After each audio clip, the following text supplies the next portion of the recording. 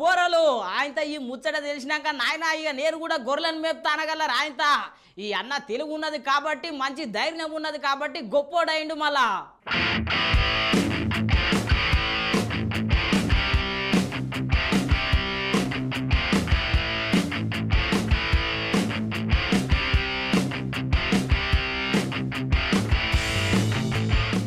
Degree చదివిన ఓ అన్న గొర్రెలను మేపే గొప్ప కార్యక్రమాన్ని ముంగటేసుకున్నాడు. చదువు శాతగాకనో ఉద్యోగం రాకనో కాదు, సొంతంగా బిజినెస్ పెట్టాలి, లాభాల బాట పట్టాలి అని. ఇంకేమున్నది, అన్న కలకు కాశ్మీర్ ప్రభుత్వం కూడా సాయం కలిపింది. గిట్లా గొర్రెలను తెచ్చుకొని గొప్పగా మేపుతున్నాడు మళ్ళా.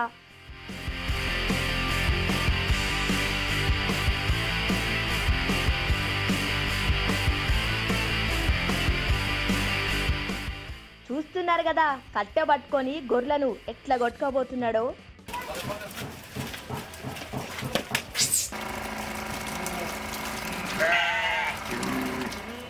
గొర్రెలకు తక్లీఫ్ కాకుండా బక్క పడకుండా టైంకు గిట్లా దాన కూడా పెడుతున్నాడు.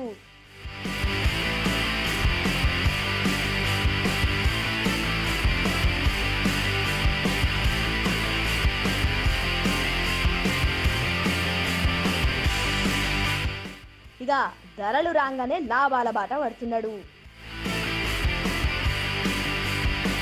చూసిండ్రి కదల్లా గొర్రెలు కూడా మస్తు హుషారున్నాయిలే. ఓసారి ఈ అన్న ఏం చెప్పిండో ఇనుండ్రి. ये वाला idea basically degree college I was in the second year of my college. Second year में मुझे ये आइडिया मिला क्योंकि बिजनेस स्टार्ट करने के लिए एक इंसान को वो होना चाहिए कि डिमांड एंड सप्लाई, वो गैप फिल करने के लिए मुझे लगा कि इस चीज़ की सप्लाई कम है और डिमांड बहुत ज़्यादा है.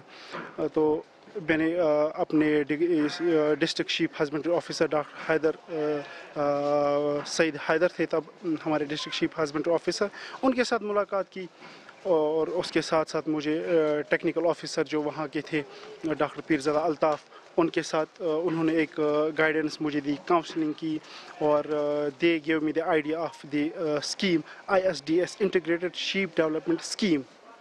तो मैंने वहीं पे जहन बना लिया कि मैं अगर करूँगा भी यही स्कीम मेरे लिए ठीक है.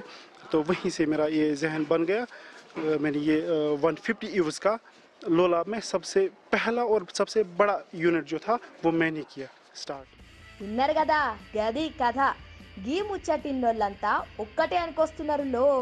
నువ్వు గొప్పోనివన్నా గొర్రెలమ్మినా లాభమే, గొర్రెల ఎంట్రుకలమ్మినా లాభమే అని అనుకొస్తున్నారు.